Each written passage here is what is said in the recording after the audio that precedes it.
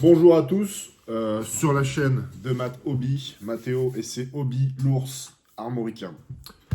Nous sommes officiellement plus de 1000 et chers Français et autres pays étrangers, je tiens à vous féliciter.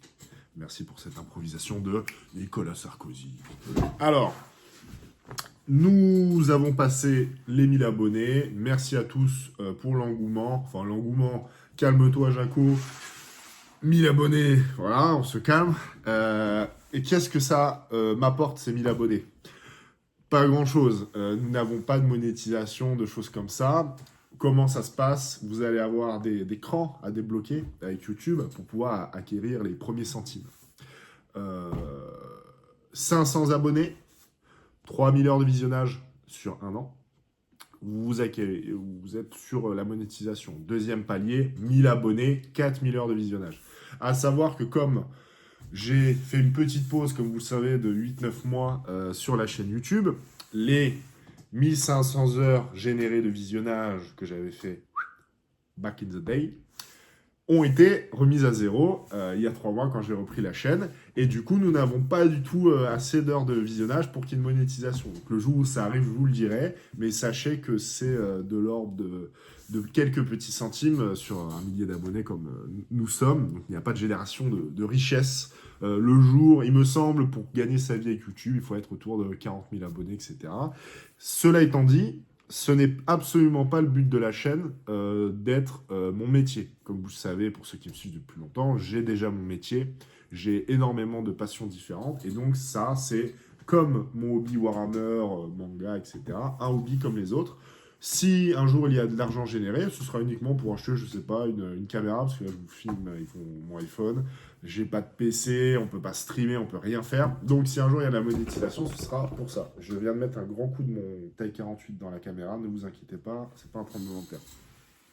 Donc cela étant dit, merci à tous. Dans cette vidéo un peu spéciale pour les 1000 abonnés, je n'ai pas eu d'idée, j'ai pas trop eu le temps là, je suis sur l'extérieur de mon terrain, donc je fais beaucoup de travaux en ce moment, donc j'ai pas trop le temps. Donc je vais absolument faire tout ce qui me passe par la tête. Avec un sujet principal qui est comme moi, pourquoi Warhammer, le monde entier Warhammer, c'est mieux maintenant. Et pourquoi je trouve que le Wargamer actuel, alors attention, je parle pas de toi derrière ton écran, je parle un peu de l'ambiance générale qui s'en dégage. Moi, simple profane qui va regarder qu'est-ce que c'est Warhammer maintenant, je vais sur YouTube, je vais voir les plus gros YouTubeurs, donc vous m'en avez communiqué plein, AS Miniature, Brush Club, je crois. Enfin bref, il y a plein de trucs comme ça, les gros Warhammer, etc. Et je trouve que on est devenu capricieux. Je trouve qu'on est devenu un peu fragile. Je trouve que... Qu'est-ce qui s'est passé avant, je sais pas, je repense à des jeux style Halo 2. On nous sortait le jeu, on achetait le jeu, on finissait le jeu, et on le recommençait à l'infini parce que le jeu était mortel. Il n'y avait pas d'update, il n'y avait pas de mise à jour, il n'y avait pas de chaque semaine des nouveaux trucs. Et maintenant, qu'est-ce qui se passe en fait? Moi, je découvre un peu ce monde-là. Je fais une pause de 15 ans, je reviens. Les gens gueulent parce que la sortie qui doit être toutes les semaines, en fait, putain, ils sont en retard, quoi. Mais c'est insupportable. Parce que, est-ce que d'autres choses nous permettent d'avoir un contenu comme ça, mis à jour aussi régulièrement? Comment c'est possible d'avoir autant de contenu et de se plaindre? Je veux dire, pour être politiquement correct, que les créateurs de jeux, ceux qui font les figurines, ceux qui font les jeux vidéo, c'est pas nos PUTE. Hein. Donc, qu'est-ce qu'on peut attendre d'eux? Pourquoi on est aussi véhément quand il y a du retard, pas content quand les figurines nous plaisent pas, etc. Alors qu'on est pourri gâté, quoi. Et en fait, je pense que c'est ça le problème. Le problème, c'est qu'on est pourri gâté. C'est-à-dire que là, par exemple, moi, je joue à Space Mines 2 en ce moment. Space Mines 2, j'achète le jeu, je me dis, bah, je vais faire la campagne. La campagne dure 10 heures. Je me dis, putain, t'es cool la campagne. Après, je vois qu'il y a un mode opération. Je commence ces opérations. Putain, c'est cool, il y a 7 opérations différentes, tu peux customiser tout ça.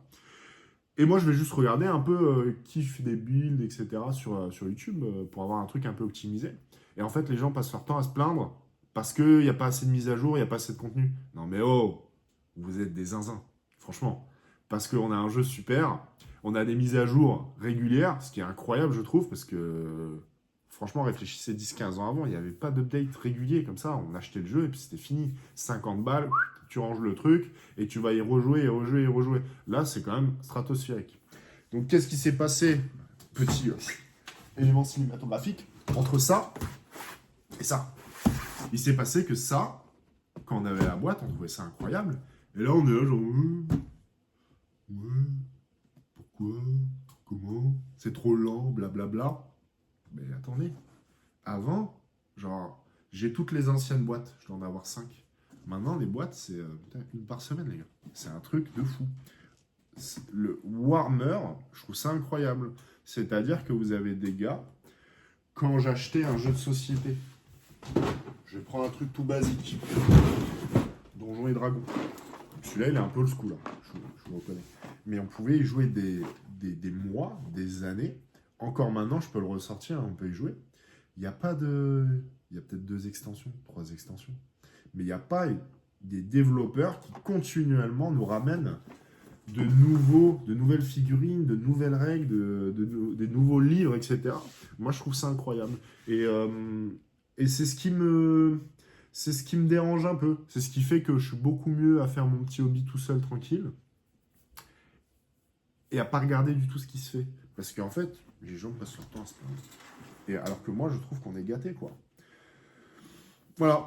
Dites-moi ce que vous en pensez de ça. Est-ce que je suis seul dans cette situation-là? Vous savez, j'ai vu ce réel là sur Instagram. Vous avez le mec des années 80 qui se tape dans une porte. Mais il dit rien, il continue son chemin. Après, tu as le mec des années 90 qui se tape et qui fait oh, et puis il continue son chemin. Et après, il y a le mec des années 2000. Il se tape, il fait il commence à pleurer et tout ça. Et après, c'est le mec des années 2010. Et là, il tombe, il pleure, et il appelle sa mère. Et ben, j'ai l'impression on est tous comme ça maintenant.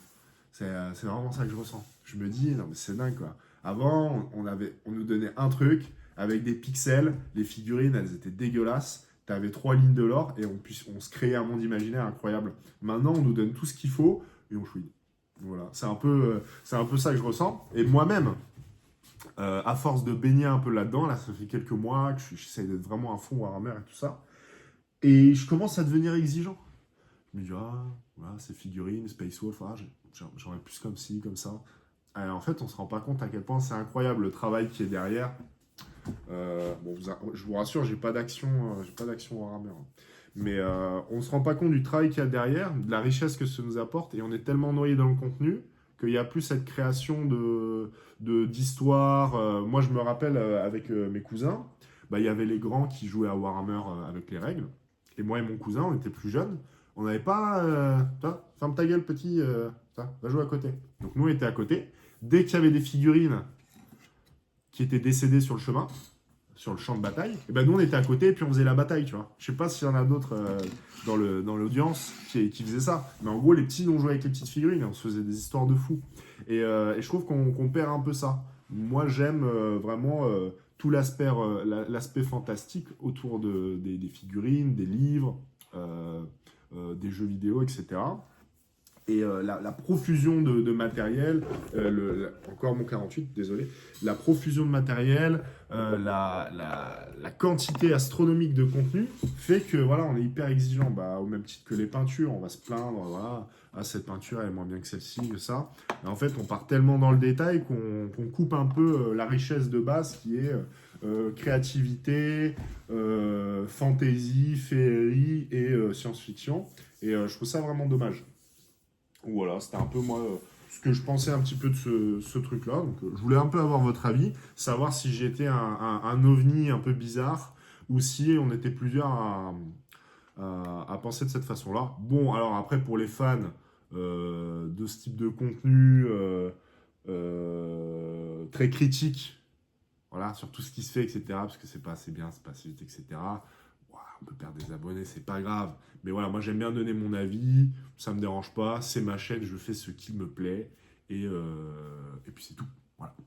Donc, comme je vous disais, j'ai pas trop pu faire de Warhammer. Du coup, cette vidéo, je vous montre pas de figurines, malheureusement. est revenu dans quelques-uns de mes commentaires et m'a fait penser à ça également un commentaire. L'un d'entre vous, qui se reconnaîtra parce qu'il a une barbe rousse majestueuse, je parle de Trude, le rouge barbe, donc mon tatoueur. Donc comme vous le voyez, j'ai des tatouages de style scandinave. J'en ai aussi dans tout le dos là.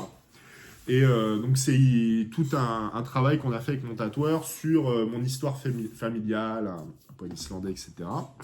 Et il faut savoir que ce mec, donc Trude Rouge Barbe, est un tatoueur fan de Warhammer. Donc c'est pour ça que je parle de lui dans cette vidéo. Ça m'a fait penser à ça de voir son commentaire sous une des vidéos.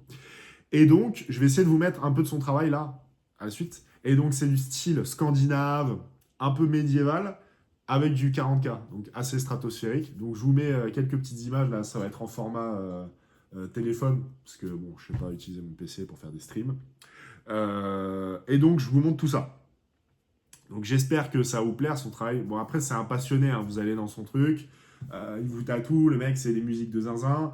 Il y a des énormes affiches pour l'empereur et tout ça, donc c'est assez excellent. Donc pour tout fan qui chercherait quelqu'un qui fait du tatouage, bon, du scandinave, ok, mais du style Warhammer, vu qu'on est sur une chaîne de Warhammer, eh ben, je vous montre ça tout de suite.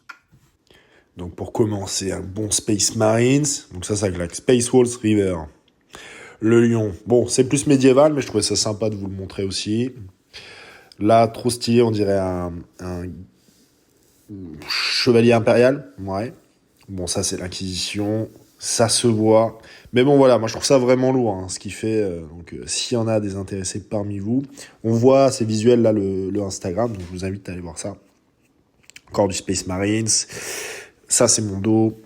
Donc, voilà, que vous voyez un petit peu l'étendue du talent.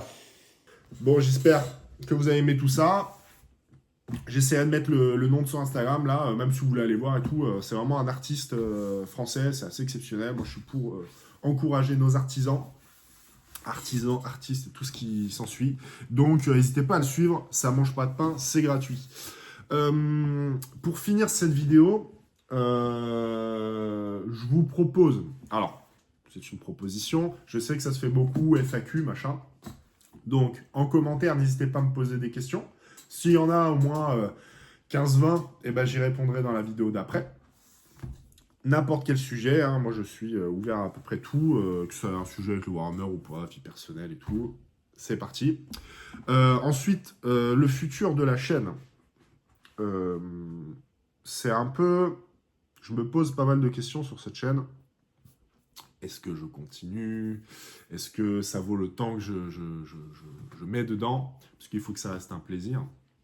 Là, comme je disais dans une précédente vidéo, on arrive sur une période un peu d'été. Moi, j'aime bien me relancer dans mes travaux. J'aime bien améliorer l'endroit dans lequel je vis au maximum. Et donc ça me prend beaucoup de temps. Je suis assez monomaniaque dans le genre. Donc là, par exemple, ce week-end, j'ai fait une clôture style ranch sur mon terrain.